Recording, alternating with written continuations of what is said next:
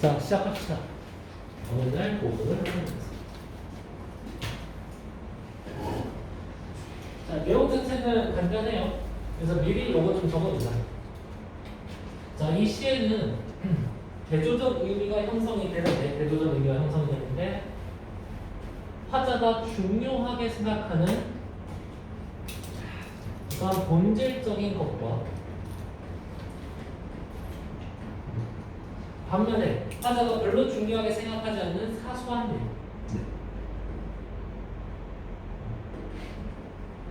그 사소한 일에 해당되는 비본질적인 것.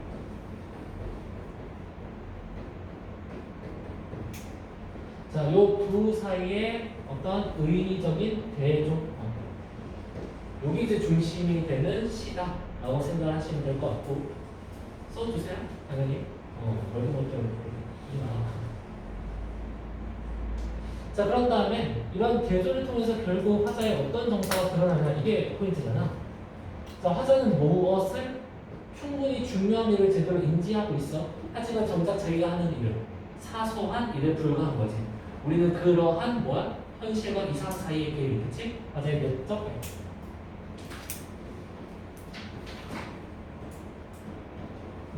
이 사이의 괴리를 통해서 화자는 무엇을 경험한다? 내적 갈등을 경험합니다. 그리고 이런 내적 갈등에서 주로 나타나는 정서는 바로 자조적인 태도입니다. 우리 위에서 봤던 그 앞서 봤던 별의 눈감이라든지 그다음에 남신이주라든지 확실하게 달라. 둘 다 결국 내적 갈등이 나타나는 건 똑같아요. 그렇죠? 윤동주시에서도 그렇고 백석시에서도 그렇고 내적 갈등이 나타나지만 그 둘의 결과는 어디로 가? 부끄러움 느끼고 거기에 대해서 의지적인 태도로 나아간다면 이 같은 경우는 내적 갈등이 자조적 태도에서 그치고 만다. 그 포인트를 잡아주시면 돼요. 자, 본문 한번 보도록 합시다. 나는 왜 조그마한 일에만 분개하는가? 자, 바로 체크하자. 조그마한 일, 그 조그마한 일이 바로 뭐야? 밑에 50원짜리 갈비가 기름덩어리가 있다고 불평하는 일. 그러니까 이러한 일들이 바로 뭐라고? 이러한 일들이 바로 비본질적인 일이고 무척이나 사소한 일이라는 거지. 그제 있어요? 어느 날 복음을 나서면서 거기 계시면 돼요. 자, 그러면 이런 비본질적이고 사소한 일과 대조되는 무척이나 중요한 일, 정작 화자가 분개해야 하는 일이 바로 뭐야? 왕궁 대신에 그 왕궁의 공탐 대신. 여기에 바로 화자가 분개해야 되는,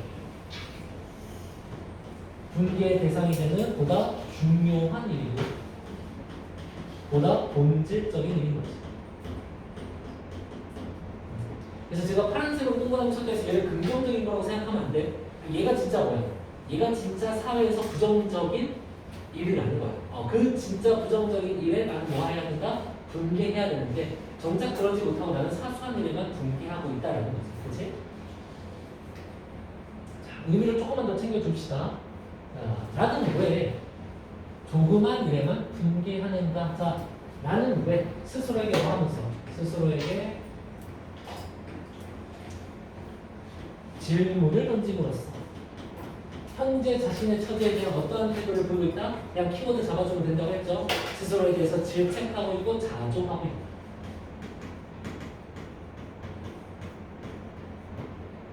그치? 그런 다음에 만에다가도 좀 동그라미 칠까? 자, 만에다가 동그라미 치면서 화자는 정확하게 자신의 어떤 현실을 인지하고 있다는 거. 그치? 무기력한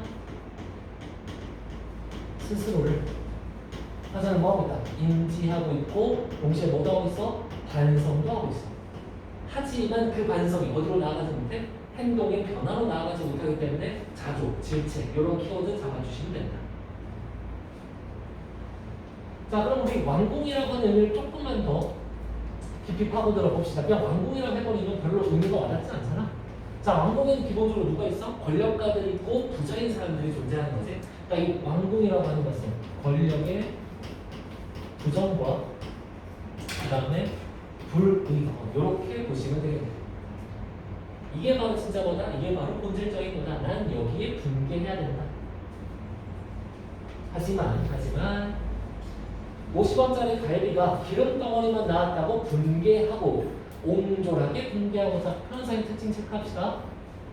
분개하고 근데 그 분노가 잘못된 분노라는 것이 저 스스로에 대해서 옹졸하게 분개하고 돼지 같은 주인한테 욕을 하고 역시나 어떻게 옹졸하게 욕을.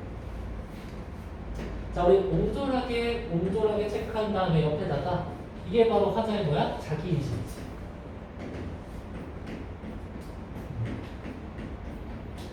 역시나 키워드 자조라고 하는 키워드 챙겨주시면 되고 그 다음에 표현상의 특징으로는 두 가지 챙겨주면 되겠네요.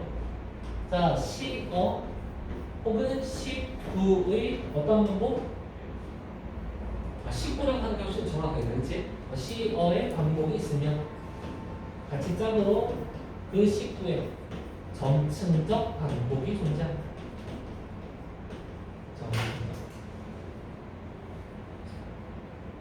그러니까 단순히 분개하는 게 아니라 어떻게 옹졸하게, 그치? 그 분노에 대한 의미가 점점 강해지고 있는 거잖아. 됐나? 역시 이런 것들을 통해서 스스로에 대한 사조적 태도를 훨씬 더 부각하고 있다. 자, 그 다음에 하나 더 챙겨줘야 돼. 자, 여기 챙겨줍시다.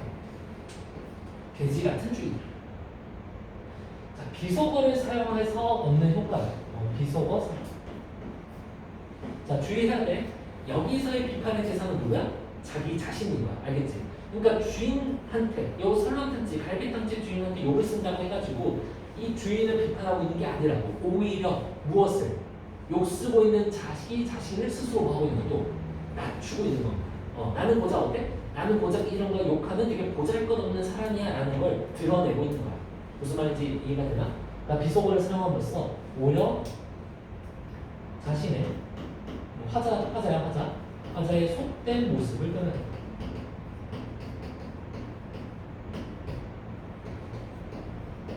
역시나 이런 것들이 다 어때? 보잘것없는 자기 자신에 대한 인식인 거지. 스스로에 대한 자아인식, 어떻다? 보잘것.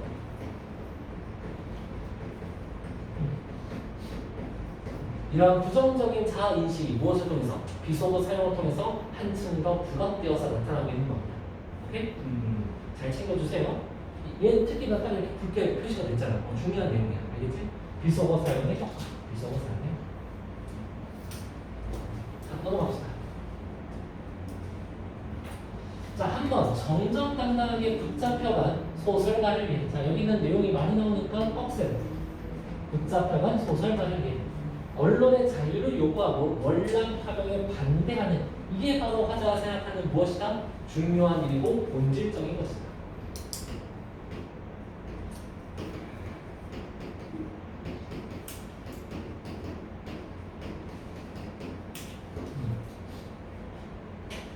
그것에 대해서 자유를 이행하는 것, 그게 바로 중요한 일인데 나는 어떻다? 그 자유를 이행하지 못한다라는 거죠. 그러니 무엇하지 못하는, 실천하지 못하는 역시나 화자의 무기력한 태도가 드러나고 있는 것. 그저 생각뿐이야. 그저 생각뿐이야. 자, 그래서 또다시 뭐에 대해서 분석하고 있어? 20원을 받으러 3번씩, 4번씩 찾아오는 야경꾼들만 나는 증오하더라. 자, 야경꾼들이라고 하는 것은 여러분들 그냥 밤을 지키는 약간 뭐라 해야 될까? 그 지구 방범대 같은 느낌이라고 보시면 될 것 같아요. 방범 요원들. 그러니까 이들이 그냥 돌아다니면서 술차비 같은 걸로 걷는 거라고 생각해야 돼요. 그러니까 이 20원이 아무 이유 없이 삥뜯는 게 아니라 진짜 필요한 거기 때문에 돈을 받으러 오는 건데 여기에 대해서 화자는 뭐라고 생각하는 거야? 막 돈 아깝다, 주기 싫다 이렇게 하면서 이 야경꾼들에 대해서 분노하고 있는 거야. 그러니까 역시나 잘못된 분노가 그렇지? 그래서 사소하고 역시나 비본질적인 일이다. 왜 그들을 증오하고 있는가? 우리 서리 챙겨줍시다. 자, 이 서리법의 효과는 굳이 얘기 안 해도 되겠죠? 이런 서리법을 통해서 계속해서 뭘 떠올려야겠다. 자신의 무기력한 모습, 스스로에 대한 자조적인 태도를 부각시키고 있는 거다. 난 위에서 얘기했으니까 이제 더 이상 얘기 안 할게. 자, 그 다음 밑으로 내려가서 자, 온전한 나의 전통은 유구하고 이제 내 앞에 정소로 가로 놓여있다. 이게 포인트. 정소로 가로 놓여있다. 자, 무슨 소리냐면 옹졸이라고 하는 나의 태도가 이제는 완전히 어떻게 됐다는 거야? 나의 정서, 즉 나의 내면이 되었다는 거야. 이런 태도가 내면화되었다. 오케이? 즉 나의 삶 자체가 이제 어떤 삶이란 거야? 옹졸한 삶이라는 거야. 옹졸한 태도가 가끔씩 나온 게 아니라 이제는 완전히 내가 그냥 옹졸한 그 자체가 되어버렸다라는 거니. 화자의 무슨 삶? 무기력한 삶을 드러내고 있는 거죠. 지금 화자의 나의 삶 자체가 너무나도 무기력하다, 너무나도 옹졸하구나. 자, 이를테면 이런 일이 있었다. 자, 우리 과거형 시제 체크해 주시고 지금 뭐 하고 있는 장면? 과거 해상 장면이야. 자, 과거 해상 묶어둡시다. 부산의 포럼수용소에 제14야전 병원에 있을 때 정보원인 너스들과 스펀지를 만들고 거즈를 깨끼고 있는 나를 보며 포로 경찰이 남자가 뭐 이런 일을 하고 있느냐고 놀린 일이 있었다. 누구 옆에서? 너스들 옆에서. 자, 우선 편성의 특징 우리 도치법 하나 챙겨주면 되겠네요. 자, 도치법은 뭐야? 의미를 강조한 이유가지. 그럼 여기서는 바로 어떤 의미를 강조하고 싶은 거야? 과거의 나의 삶은 현재와는 전혀 다름이 없는 삶이었다. 즉, 이 과거의 옹졸함이 어떻게? 현재까지도 지속되고 있다라는 걸 강조하고 싶은 거지. 그게 포인트. 과거의 옹졸함이 오늘날까지도 현재까지 계속 지속되고 있구나. 나의 옹졸함은 그래서 아까 위에서 봤던 나의 삶 그 자체다. 뭐 이런 얘기 하고 있는 거죠. 오케이? 자, 바로 밑으로 내려갑시다. 자, 그래서 지금도 내가 반항하고 있는 것은 자, 지금 체크하고 현재. 자, 그러면 이 시에는 과거와 현재가 나타나고 있는데 실수하시면 안 돼요. 과거와 현재가 대비되고 있는 거다? 아니지? 과거와 현재가 되게 유사한 상황이라고 하는 거. 자, 그런 현재 내가 반항하고 있는 거 아까 위에서 체크했어요. 하자가 분개하고 있는 거 기껏해야 뭐에 불과하다? 사소한 거에 불과하다. 그래서 스펀지 만들기와 거즈 접는 일과 조금도 다름이 없다. 스펀지 만들기, 그 다음에 거즈 접고 있는 일, 다 화자가 뭐라고 인식하고 있는 거야? 사소한 일. 이 본질적인 일이라고 인식하고 있는 거야. 오케이? 그래서 옆에다가 조금도 다름이 없다. 그냥 위에 체크하고 그대로 이어주면 되겠지. 이 과거의 나의 옹졸함이 그대로 현재의 옹졸함으로 이어지고 있다. 나는 전혀 다를 게 없다는 거지. 자, 그렇다 보니까 화자는 계속해서 그냥 똑같아. 무기력이라고 하는 키워드 잡아가시면 돼요. 이렇게 옹졸하게 평생을 살아오다 보니까 개의 울음소리를 듣고 그 비명에 지금.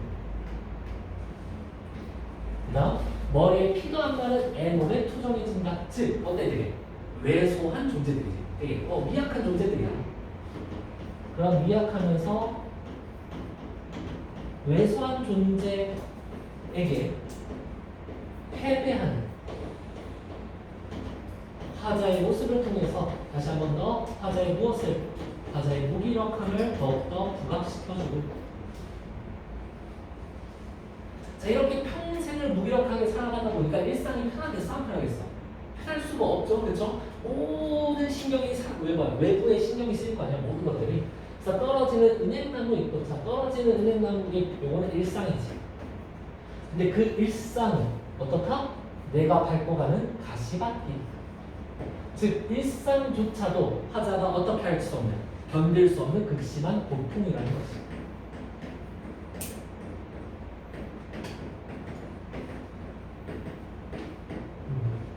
가시밭 소리, 다시 바꿔 말하면 극심한 내적 갈등이라고 챙겨줄 수 있게. 극심한.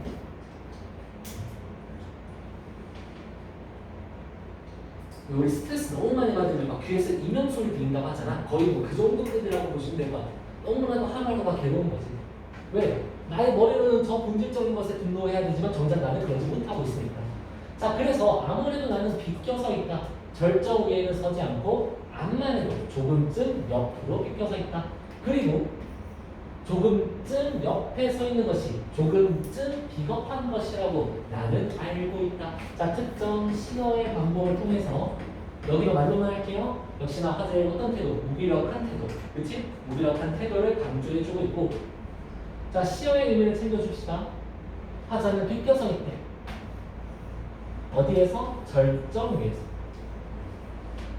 그럼 이 절정이 바로 뭐가 되겠어?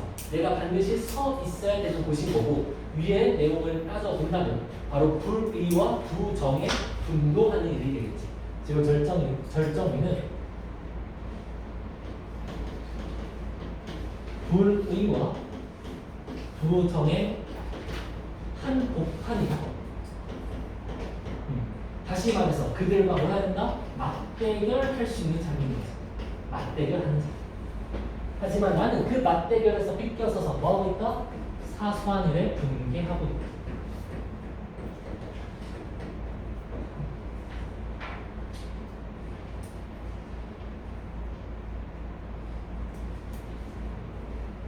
그래서 나는 그것이 비겁한 일이라는 것은 충분히 알고 있다. 그러니까 이렇게 옹졸하게 반항한다. 이발쟁이에게, 땅 주인에게는 못하고 이발쟁이에게, 구청 직원에게는 못하고 동해 직원에게도 못하고 야경꾼에게 20원 때문에 10원 때문에 1원 때문에 우습지 않느냐? 이런 때문에. 자, 계속 챙겨줍시다. 자, 여기 나오는 이발쟁이,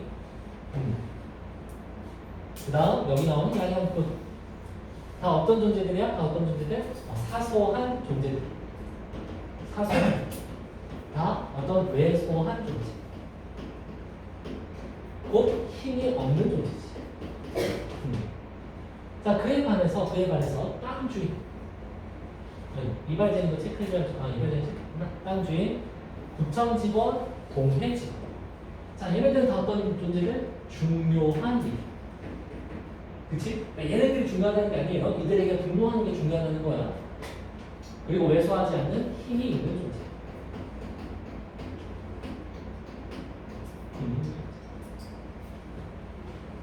그들에게는 못하고 고작 10원 때문에 1원 때문에 그러니까 이런 것들이 다 무척이나 사소한 일이라는 거지. 그런 사소한 일에 대해서 분개하고 있는 스스로에 대해서 우습지 않느냐라고 하는 선의법을 통해 다시 한 번 더 스스로에 대한 자조적 태도를 훨씬 더 어떻게 하고 있다? 부각시키고 있다.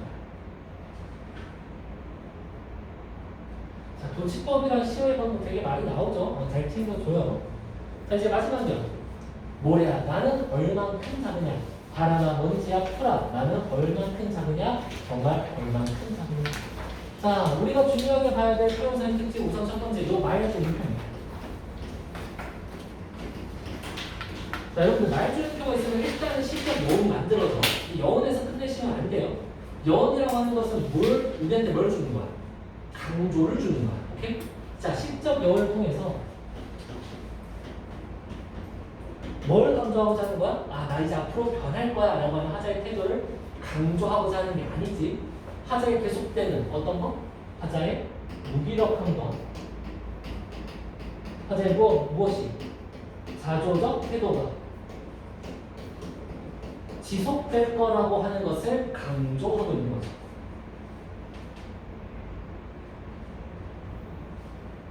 자, 그런 다음, 자, 모래야 표현사의 특징 다 체크합시다. 번호법 쓰이고 있고요. 작으냐, 역시 서리법 쓰이고 있고, 바람아, 먼지야, 풀아, 열거하고 있는. 자, 이런 것들이 중요한 이유는 지금 열거의 대상이 되는 자연물들 있잖아. 열거의 대상이 되는 물들. 자, 상당히 어때? 왜소한 자연물들이야. 아주 자그마한, 아주 미미한, 그치? 그런 자연물과 화자는 뭐하고 있다? 스스로를 비교하고 있죠. 혹은 뭐 대조하고 있다. 그렇게 봐도 될 것 같아. 자, 이런 비교와 대조를 통해서 뭘 얘기하고 하는 거야? 나는 이런 왜소한 자연물보다도 훨씬 더 왜소한 존재다라는 걸 드러내고자 하는 거지. 그렇지? 그래서 스스로의 왜소한 모습을 부각하고 있다. 한 번 더 이런 것들을 통해서 현재 자신의 삶에 대한 무기력함과 그리고 그에 따른 자조적 태도를 보다 강조하고 있는 거지. 어떠한 편사의 특징 쓰였는지 아시겠죠? 그래서 이러한 편사의 특징들 잘 챙겨주시면 되겠습니다. 오케이? 자, 넘어갑시다. 우리 오늘 3개 다 할 거야. 오늘 현대식을 끝내보자. 두 번째 세한도입니다. 세한도.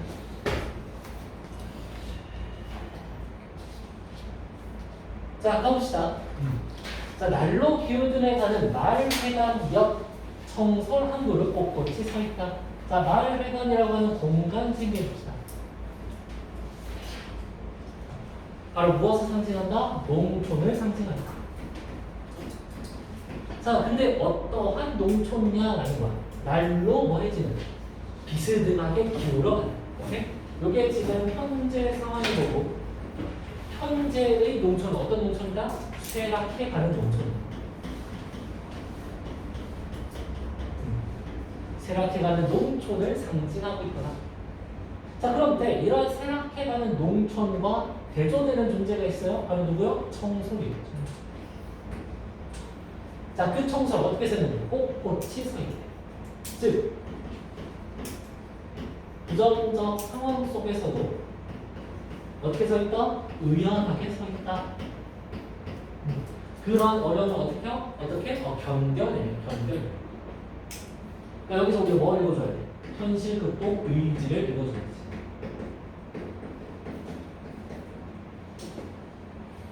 자, 그 다음에 우리 청에다가 좀 체크할까요? 청. 뭐야? 색채어. 푸른 청자야. 자, 이 색채를 통해서 무슨 이미지? 희망의 이미지를 부각하고 있다. 왜? 나무에게 있어서 푸른색은 어떤 의미? 생명력인 거죠. 나무에게 있어서.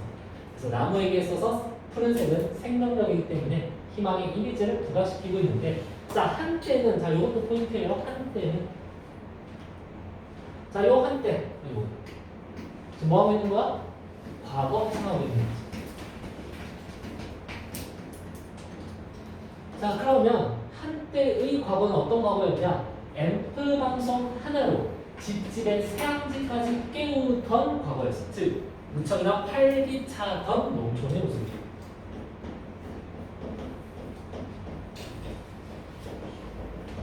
그렇죠? 무척이나 풍성했던 농촌. 그럼 우리 여기서 하나 체크해 줄 수 있겠네. 뭐에 대비가 나타난다? 과거와 현재의 대비가 나타난다.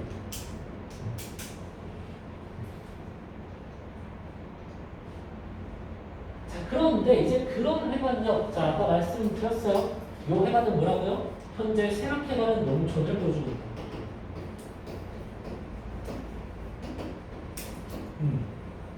그 둥치를 터지고 갈라진 아픔으로 푸른 눈 더욱 못 감는다. 자, 터지고 갈라진 아픔이라고 하는 것은 결국 무슨 상황? 현실.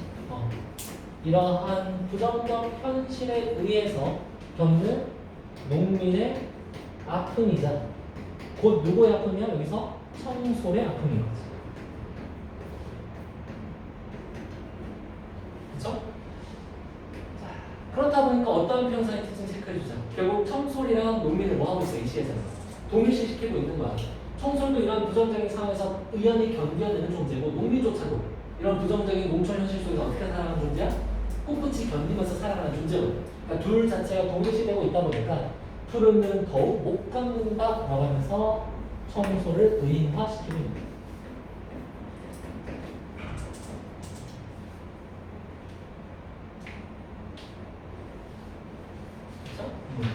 그래서 더욱 못 감는다.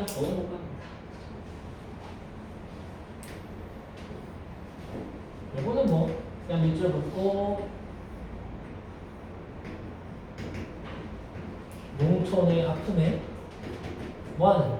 공감하는 청소의 모습이지. 그거 첫 첫 번째라고 체크합시다. 자, 두 번째는 바로 밑에 있어. 청소를 또 한바탕 노력해 온다. 이게 바로 두 번째입니다. 농촌의 아픔에 공감하는 청소의 모습 두 번째. 자, 그럼 앞에 있는 우리 요 부분. 자, 그 회관, 아까 회관은 어떤 회관? 회관의 의미? 농촌이라고 해서 세라피가는 농촌. 그 회관의 들창마저 거덜르는 대가라. 그러니까 이거는 안 그래도 농촌 힘들어 죽겠는데 거기에 불어닥치는 여러 가지 시련을 의미할 테고 그 시련 속에서도 청소는 그 농촌의 아픔에 공감하고 있다. 자, 이제 거기 술만 취하면 앰프를 켜고 천둔상 박달재를 울고 넘는 이장과 함께. 자, 요 이장 어떤 존재예요? 청솔과 같은 처지야. 같은 처지. 아까 얘기했어. 청솔과 농민은 어떤 존재라고? 청솔과 농민은 이런 어려운 현실 속에서 그 현실을 꿋꿋이 이겨내야 하는 존재라고. 그렇지? 그런 점에서 같은 존재라고 하는 거고 그런 점에서 자, 앞에 나와 있는 이 내용만 체크합시다. 자, 천둥상 박달재를 울고 넘는이라고 하는 거야. 가사를 인용함으로써 농민의 슬픔, 그 이장의 슬픔과 한을 드러내고 있다. 그렇다 보니까 우리 위에 나와 있는 기억의 앰프와 니은의 앰프는 어때? 서로 다른 의미를 가질 수밖에 없지. 그치? 자, 기억의 앰프는 뭔데? 아까 말씀드렸듯이 활기찬 농촌을 상징한다면 여기서의 니은의 앰프는 농민의 한을 나타내는 거지.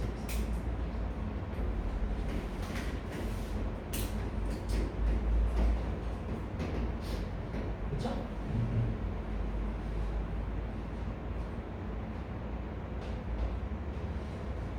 계속해서 가봅시다. 생산도 새 마을도. 그러니까 더 이상 어때? 마을이 농촌 자체가 생산력이 이제 없어. 그것마저도 다 끊긴 공격. 극도의 가난한, 그렇지? 농촌의 이런 상황 속에서 그러나 이게 포인트. 자, 뭐 하고 있는 거다? 시상 전환하고 있는 거다.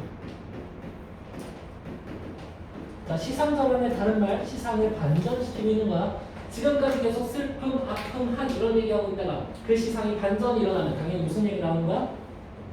한과 반대되는 희망의 얘기 나올 수밖에 없겠지? 저기 난장난 비닐하우스를 이렇게 나가자. 난장난 비닐하우스. 역시 부정적 현실을 얘기하는데 그 비닐하우스를 농민들이 뭐하고 있어? 일으켜 세우고 있어. 그럼 이거는 그런 부정적인 현실을 극복하고자 하는 의지.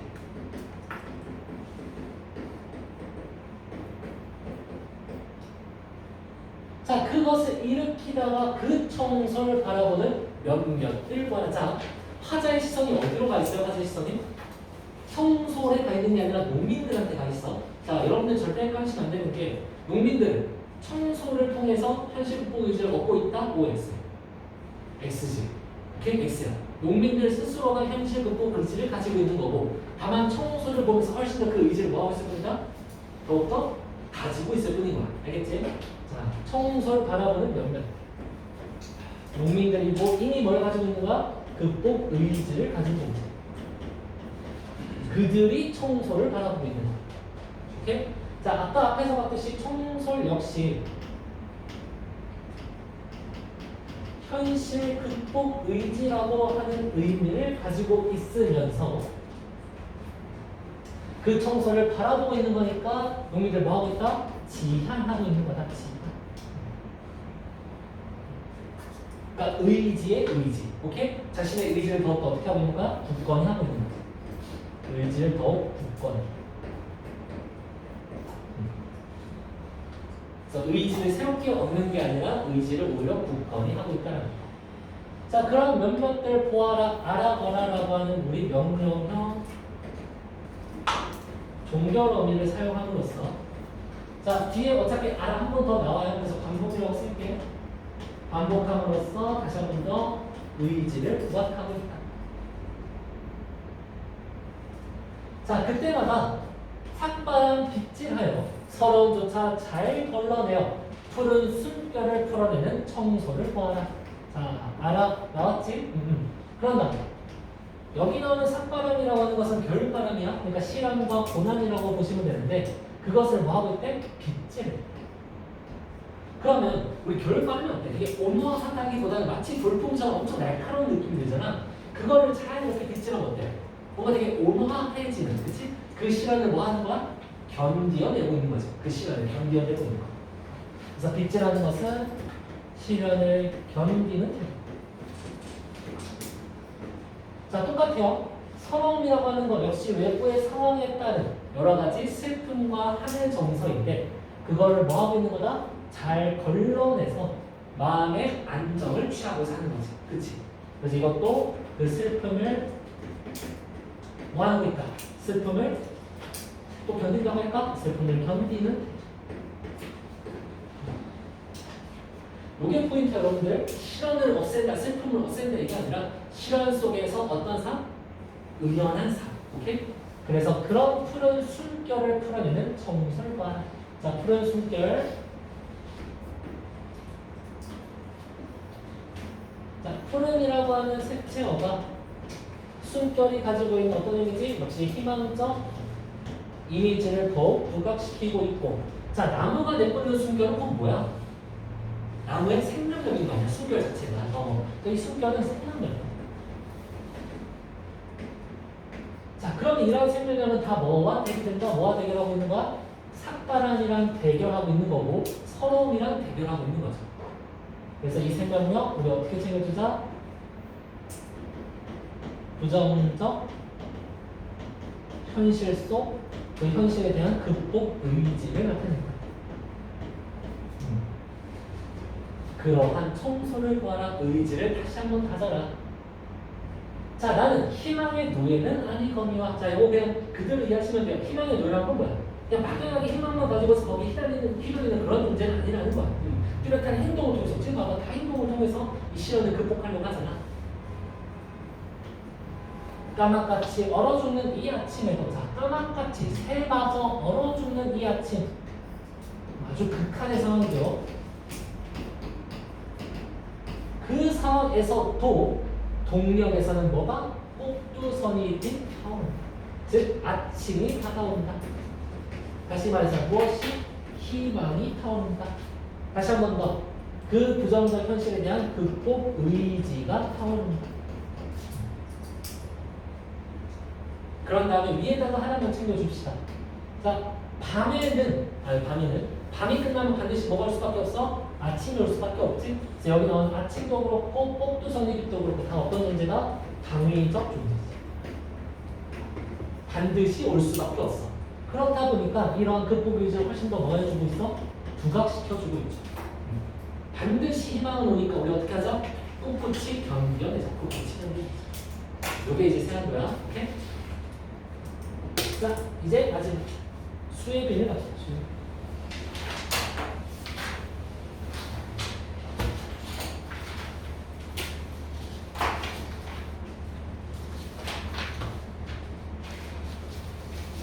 수의 비를 고치고 시켜서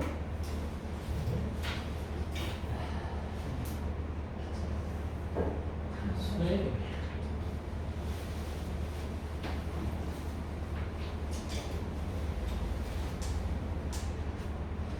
되게 짧지만 내용이 까다로워. 그래서 잘 따라옵시다. 잘 따라옵시다. 뭘 타임이야? 얼마 안 남았어. 그때만 하자. 자, 수혜빙. 자, 나는 당신의 옷을 다 지어보았습니다. 자, 우리 옷에 대해서 파악해주면 돼. 옷 첫 번째 포인트. 옷의 의미, 옷의 의미. 자, 뭐겠어? 당신을 생각하면서 이렇게 옷을 짓고 있는 거잖아. 그러니까 당연히 당신에 대한 이게 사랑이자 정서인 거지, 그치? 인류의 나의. 당신에 대한 화자의 사랑과 정성.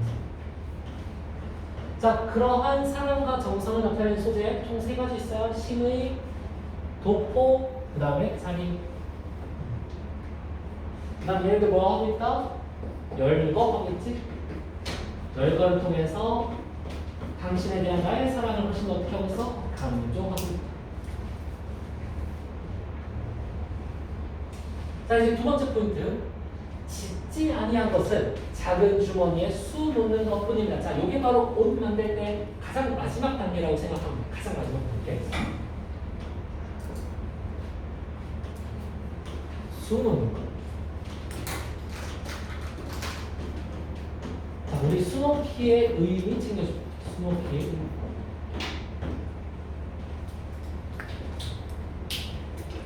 자, 아까 말했듯이 이 수놓는 것은 뭐야? 옷의 완성이에요. 그러면 수를 놓는 행위는 결국 무엇을? 아까 혹시 뭐라고 했어? 당신에 대한 나의 사랑이라고 했죠. 아, 내 사랑.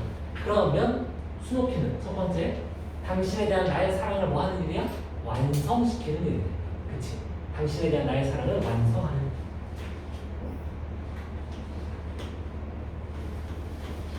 사랑의 완성이라고 합시다. 사랑의 완성. 그래서 옆으로 가르치고 당신을 만날 수 있는 무슨 과정이다? 사랑의 과정이다. 그래서 이 수 놓기를 마치게 되면 드디어 뭘 마주할 수 있는 거야? 내가 사랑하는 당신을 마주할 수 있게 되는 거야.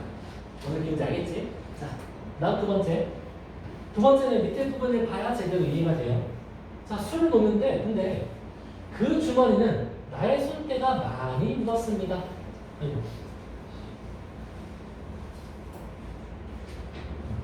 나의 손때가 많이 묻었습니다.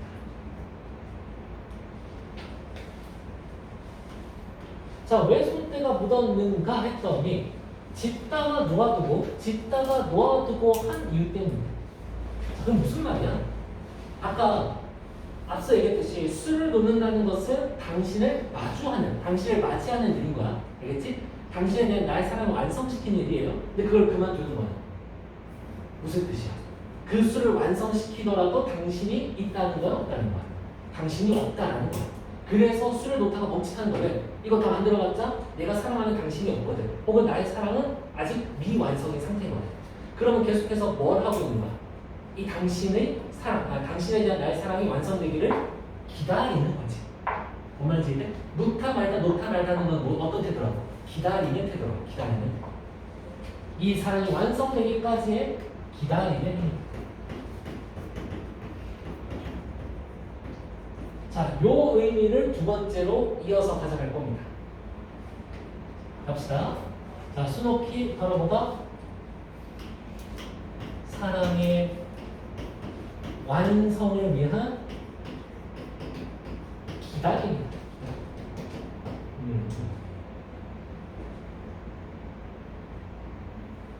자, 다른 사람들은 나의 반실 솜씨가 없는 줄 착각하고 있는데 그러한 비밀, 자, 비밀도 챙겨줍시다.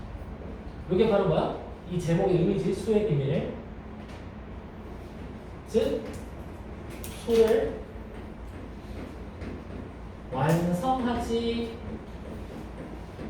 않는 비밀이.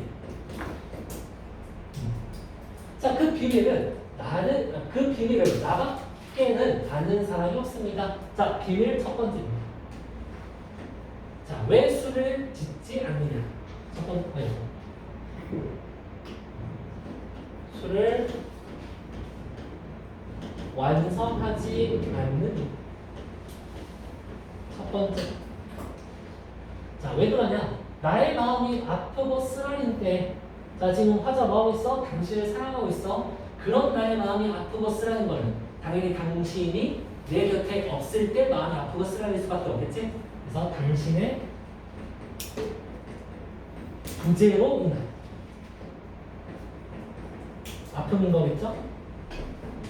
자, 그런 상황 속에서 주머니에 술을 놓으려면 뭐 하려면 당신과 나의 사랑을 완성시키려면 나의 마음을 수놓는 금실을 따라서, 자, 이거 잘 챙겨줍시다. 내 마음은 뭐가 된대? 수놓는 금실이 된대. 그러면 이 금실은 다시 한 번 더 화자에 대한 나의 사랑이 되는 거고, 곧 화자의 마음이자 곧 화자의 뭐가 된다? 분신이 된다.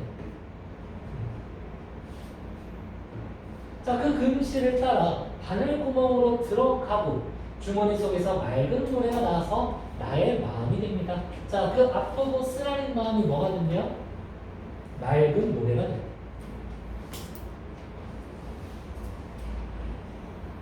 그럼 아프고 쓰라린 게 맑은 게 되는 거니까 이거 뭐야? 내적 정화. 내적 정화. 그것이 다시 나의 마음이 됩니다. 자, 그럼 수를 완성하지 않는 이유는 무슨 이유 때문에 그런 거냐? 바로 내 내면을 뭐 하기 위해서? 내 내면을 정화시키기 위해서. 오케이? 그래서 수 놓는 행위를 통한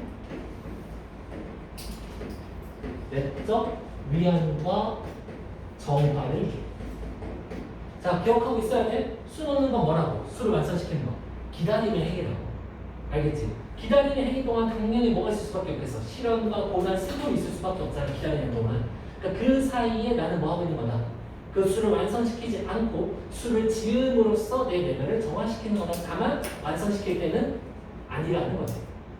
대충 뭐 말인지 이해돼요? 이해되지? 요런 의미인 거야. 기다림을 잡아줘야 돼. 부정적 상황 속에서의 기다림. 자, 그 다음 두 번째. 자, 그리고 아직 이 세상에는, 자, 두 번째 의미. 유튜브. 그 주머니에 넣을 만한 무슨 보물이 없대. 무슨 보물. 즉, 가치 있는 존재. 그럼 이 가치 있는 존재는 바로 사랑을 뭐 해주는 존재야? 완성시키는 존재겠지.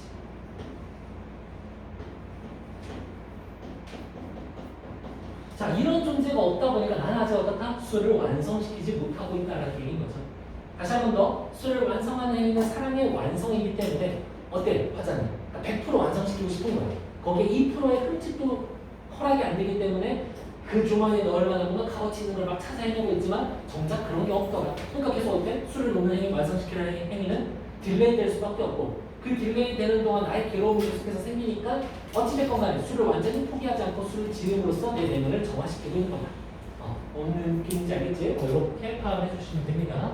자, 이제 마지막 한용운 시인이 항상 좋아하는 거 있죠? 모순형용, 역설법.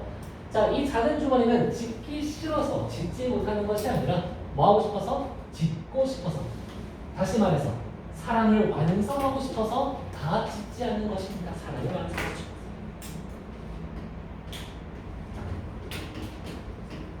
역설법을 통해 무엇을 위해? 영원한 사랑의 완성을 위해 뭐한다? 수를 짓지 않는다라고 표현하고 있는 겁니다. 무슨 말인지 알겠죠? 그러니까 기다림과 사랑의 완성, 이 두 가지 의미로 수를 짓는 것, 그 의미를 파악을 해줘야 돼. 이렇게 보시면 되겠습니다. 끝. 자, 그러면 해설을 드려야죠. 숙제는 당연히 우리 오늘 한 대까지 문제 풀어가지고 오시고요. 제가 해설 드릴 테니까 해설 있는 내용들도 꼼꼼하게 잘 정리해가지고 오시면 되겠습니다.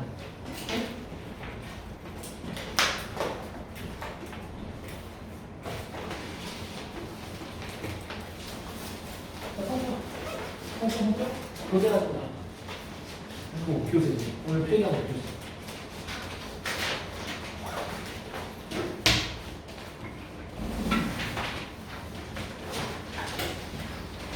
조시에 두산 얘기하고 있는데.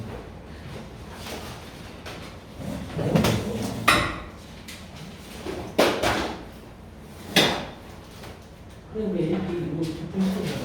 내가 죽어서 내고 하는 거야. 요약하는 거 아닌데. 어쨌든 우리 진도 빨리 끝나잖아. 어차피 안 나왔으면 계속 좀 많이 하자. 사실 외용하는 게 많이 안돼 있어. 그럼 이거 문제 푸는 것보다 차라리 문제 푸는 건 나중에 이거 공부는 다 완성한 다음에 문제 풀고 지금까지 한번 무조건 이제 그냥 시간 내는 거 외워가지고 와. 알겠어? 자, 했어. 고생하고 와.